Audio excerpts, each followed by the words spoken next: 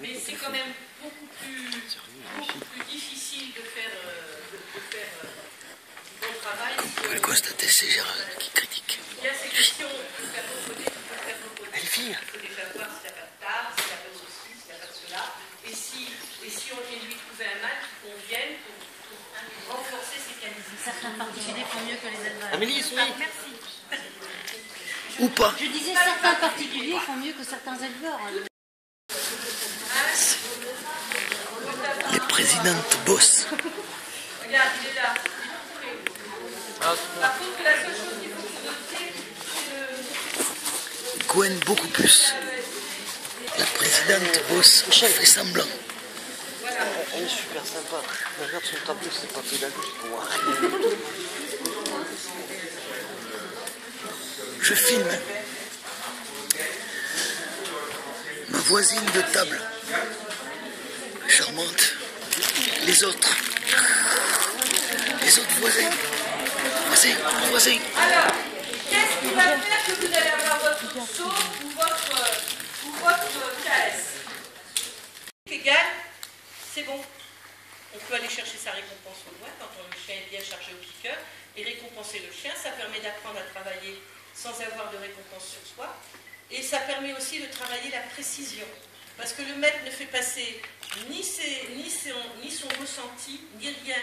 Puisque c'est la loi de public, c'est bien. T'as pas... c'est bien mon chien. Super mon chien. Il n'y a rien qui passe. D'accord. Donc le chien il est branché. Le chien il est branché et puis voilà. Donc il est demandeur. Vous avez vu, depuis que j'ai sorti tout ça, elle est là, elle se dit, on va me demander de travailler. D'accord.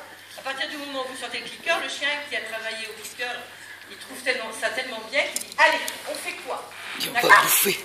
Alors il y a plusieurs façons de travailler le clicker. C'est comme la méthode naturelle. On peut ou leurrer le chien pour obtenir un comportement, ou comment dirais-je, ou attendre qu'il ait un comportement, ou le shaping où on va renforcer chaque comportement dans la bonne direction. D'accord. Quand on a un chien au clicker, on voit le chien autrement, parce qu'on voit que le chien réfléchit. Le chien se pose des questions et va chercher automatiquement à deviner ce qu'on attend de lui. Vous avez des choses comme ça qui sont des cibles qui vont vous permettre de prendre de la distance. Attends, si je fais ça, il faut que je prenne des réponses. Elle est beaucoup plus joyeuse là d'un coup. La queue est levée et tout. Donc vous avez par exemple ces choses-là qui vont vous permettre de travailler au loin.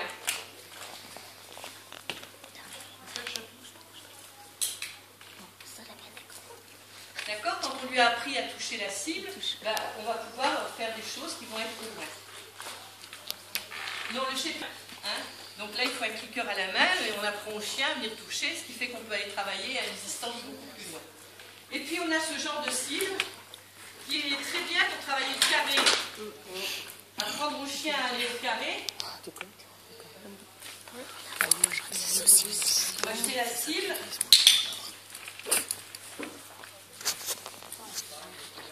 On va essayer de faire. Qui touche. À chaque fois qu'il touche la cible, on clique. Après, ça dépend ce qu'on veut. Si on veut qu'il se couche sur la cible, il faut attendre. Voilà. Donc une fois Merde, c'est plus ça. Merde, c'est plus ça. À quel moment tu as une ordre, par exemple pour le carré? Quand tu as mis ta cible au carré, que ton chien, quand tu te présentes, il va directement au carré, tu vas introduire ta cible quand il rentre dans le carré. Ton ordre quand il rentre dans le carré. Et puis après, tu vas diminuer ta cible jusqu'à avoir un tout petit bout comme ça. Et puis et après, tu l'enverras au carré. Tu lui diras carré et il ira directement.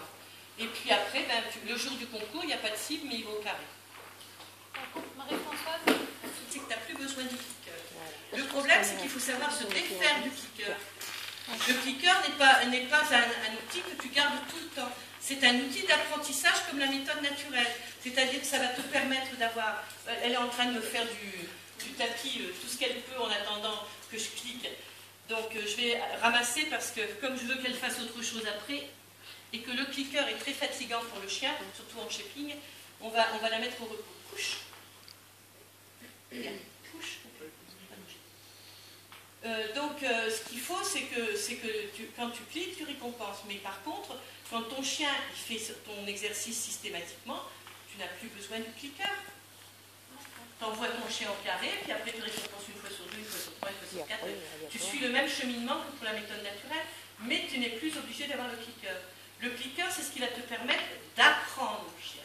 Mais une fois que le chien il a appris, ton cliqueur il doit disparaître. Ou tu passes ta vie avec ton cliqueur comme tu passes ta vie avec ta croquette à la main. D'accord? Donc après il y a le shaping.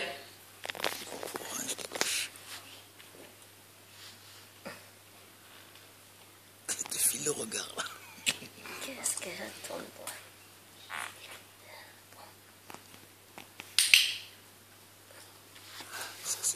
Pour ceux qui n'ont pas vu, en fait, le chien a tourné la tête vers le plot souhaité. Ah oui, mais je ne peux pas faire autrement. Oui, non, mais oui. c'est pour ça que je dis. Ne serait-ce que commencer à regarder. Quand elle va commencer. Donc là, elle clique rien parce que là, voilà. Là, regardez un petit peu.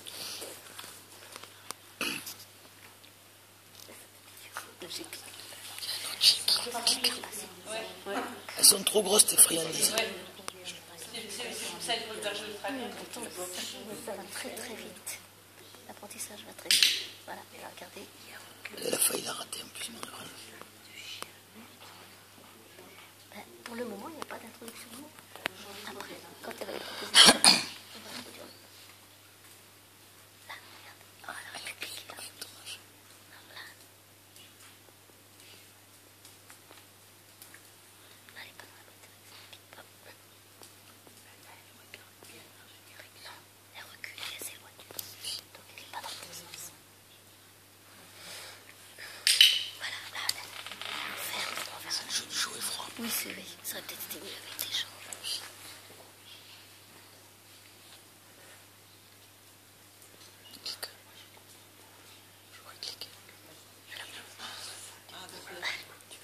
Ah, c'est pas celui-là. Elle a compris qu'il fallait mieux. On n'a pas décidé celui-là. Eh ben oui. Et quand tu as joué au cliqueur, les gens ils s'aperçoivent que c'est leur chien. Ouais, mais il y a des têtures qui ne veulent pas la mettre. Oui, mais là on a les preuves. Pas trop de piqûres, ça non. C'est assez comme ça.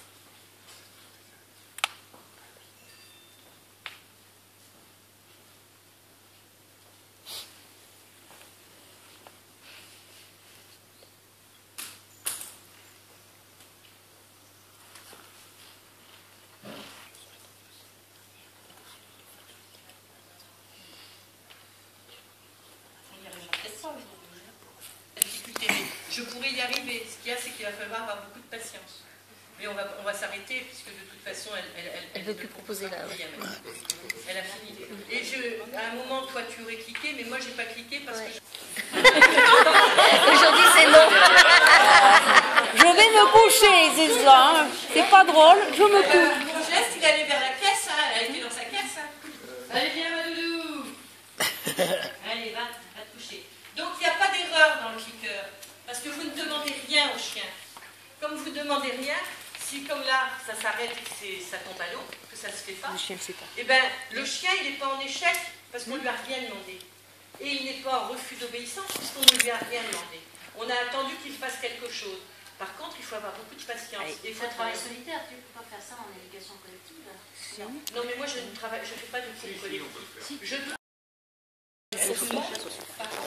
Moi, je ne fais pas de cours spécial clicker. Et puis, quand ton chien, systématiquement, quand tu vas lui demander le assis, il va s'asseoir, et bien quand il va s'asseoir, tu vas introduire l'ordre, comme pour la méthode naturelle. Une méthode silencieuse, une phase silencieuse, une phase d'ordre pendant l'action et une phase d'ordre pour demander. D'accord? Et tu suis exactement le même cheminement. Et tu retires ton clicker quand ton chien te fait systématiquement ton assis quand tu lui demandes. Au départ, il faut attendre que le chien s'assoie. Tu cliques. Non, tu n'es pas obligé.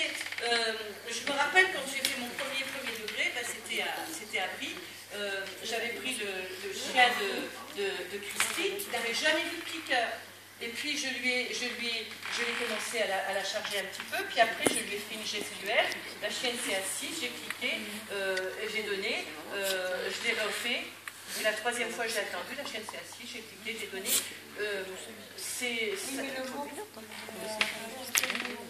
Le mot, c'est Dès que tu fais le geste, le chien s'assoit. quand tu fais le geste, le chien s'assoit, tu cliques, tu récompenses. Et après, quand ton chien s'assoit systématiquement au geste, pendant qu'il va s'asseoir, tu vas lui dire assis. Tu vas cliquer, tu vas récompenser. Voilà. Oui, parce que si tu veux placer ton ordre sur un comportement appris, c'est plus simple que si tu commences à donner l'ordre alors que le chien ne sait pas faire. Donc c'est là qu'après, tu as des maîtres qui font assis, assis, assis. Et le chien ne s'assoit pas parce qu'il ne sait pas que le assis, c'est baisser son arrière. D'accord? Donc on apprend d'abord un comportement au chien, et quand le chien il a son comportement, on associe l'ordre. Pendant qu'il fait son comportement, on met l'ordre pour faire le comportement. Si on suit bien ces trois phases-là, on a une acquisition qui est définitive. Après, quand le temps passe et que le chien, quand tu lui demandes un assis, il ne le fait pas, c'est de la désobéissance. Là, il faut se poser des questions. Est-ce que ma hiérarchie est bien établie? J'ai de rappel. Non. Et pourtant, Il reprécise. à 1 km 400, 100 ans. J'ai appris à ma chienne à venir chercher sa récompense. Donc je clique, elle vient. C'est comme ça qu'on sait qu'on a chargé un chien au clicker. Quand on clique et le chien se retourne pour venir, tu sais que ton chien il est chargé. Ouais, c'est clair. Marie-Françoise, éventuellement, là, dans l'exercice que tu viens de faire avec tes cônes, au bout d'un moment, si le chien, on voit qu'il ne comprend pas. J'arrête, je recommence le lendemain. Mais on ne peut pas des fois l'aider en lui montrant. Non, parce que c'est pas pour ça qu'il l'aura intégré. Donc je m'arrête là. Aujourd'hui c'est bon, ça va. Et puis je reviens le lendemain et petit à petit il le fera. Mais tu aurais pu leurrer. Tu aurais pu leurrer. Non, là, tu as décidé que c'était le shipping, donc voilà, sinon tu aurais pu leurrer voilà. pour Mais si je faciliter. veux travailler qu'au shipping pur, je n'aide pas. Si j'aide, c'est plus du shipping. C'est douleur. Hein, ma doudou? Hein, t'as fait mieux la semaine dernière quand même. Hein? Pour leurrer, elle aurait tendu la main. Ne serait-ce qu'un tout petit mouvement. Donc nous, on n'a pas assez de chiens, il faut plusieurs chiens. Voilà, il y a un paquet de chaînes. Je vous demanderai de respecter la distance de sécurité entre les chiens. Pardon. Donc on va passer à un rappel un petit peu plus évolué, où on va jouer sur la curiosité du chien, et on va faire un rappel. Je vais prendre votre chien, vous allez vous placer derrière le drap qui va être tendu. Je veux bien que vous preniez le drap et que vous le tendiez en face. Voilà. Donc je vais vous... Ça va marcher. Bah, on va y en a d'autres, c'est pas grave.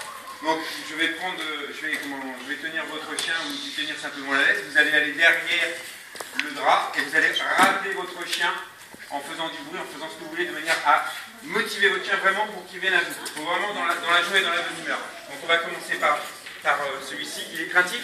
Un petit peu. Oui, ça se voit. Il est perdu là. Donc tu tiens pas le chien et tu touches pas. Donc je peux le tenir sans... Bien sûr. Il est vraiment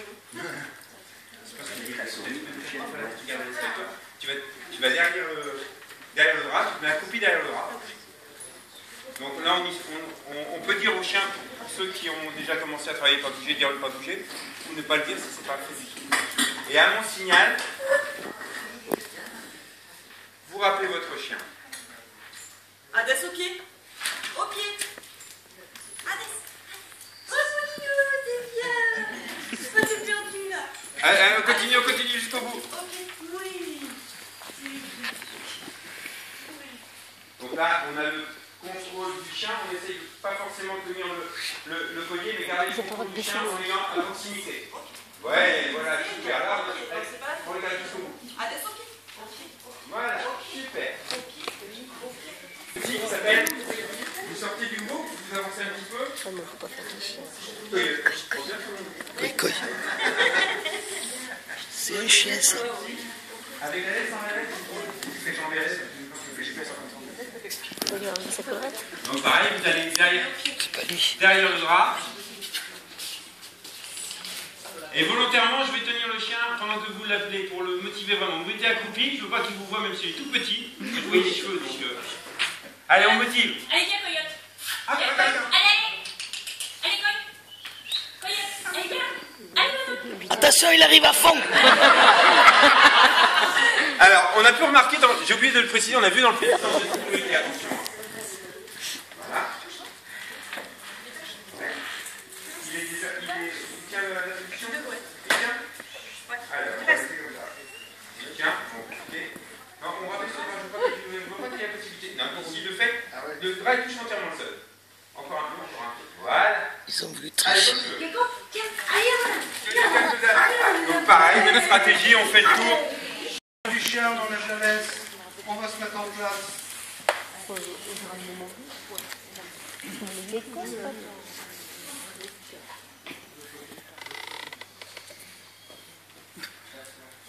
Rappelle du chien. C'est joli, c'est joyeux, c'est bien. Voilà, Ah mais c'est pas nickel ça. C'est quand même plus efficace le bon, berger même si ça allemand. paraît très strict, très rigide, ça n'empêche pas que le chien il veut quand même revenir vers son maître ou sa maîtresse et ça reste joyeux. C'est pour ça qu'il faut varier les plaisirs aussi. On se remet en place. On va compliquer un peu tout ça. Allez, c'est fait. Ah oui, alors les balles, c'est mort. C'est mort. Il va te boyer. Tu m'as compris?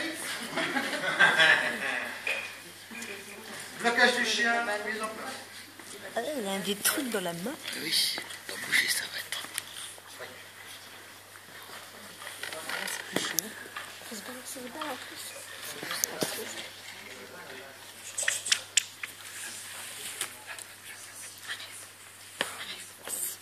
Qui coince. Rappel du chien. Ok.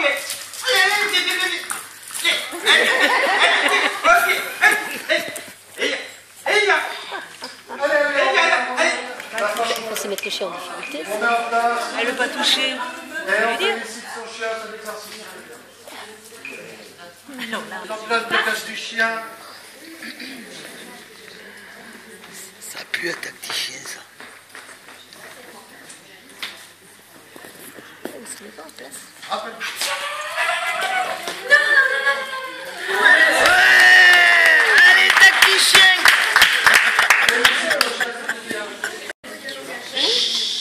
Tirant le drapeau tout le long du trajet. Donc si vous voulez juste vous mettre en ligne à peu près, s'il vous plaît, en gardant vos écarts, bien sûr.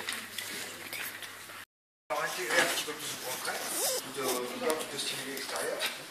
Donc moi ce que je vous conseille, c'est de tenir la main selon du côté opposé où est votre chien, pour pouvoir avoir la récompense dans la main où est votre chien. Et d'essayer de le récompenser aussi près de votre genou possible. Alors c'est vrai que parfois ça va être un petit peu compliqué. Et vas-y, pas. Et vous suivez derrière. Voilà, c'est bien. Pas trop près, pas trop près. Voilà. Gardez une distance de sécurité. Et récompenser, pas trop souvent, mais rappelle-le. Par contre, tu vois le tien qui est un peu plus distrait, essaie de contrôler la main, avec la récompense. Voilà. Et le garder sans que... Alors c'est vrai que pour toi, il est plus vagué, ton chien, direction. Reviens vers moi. T'arrêtes pas, vas-y, voilà. Appelle ton chien, parle-lui à ton chien. Alors quand vous parlez à votre chien, vous lui dites son nom, vous l'appelez. Reviens encore.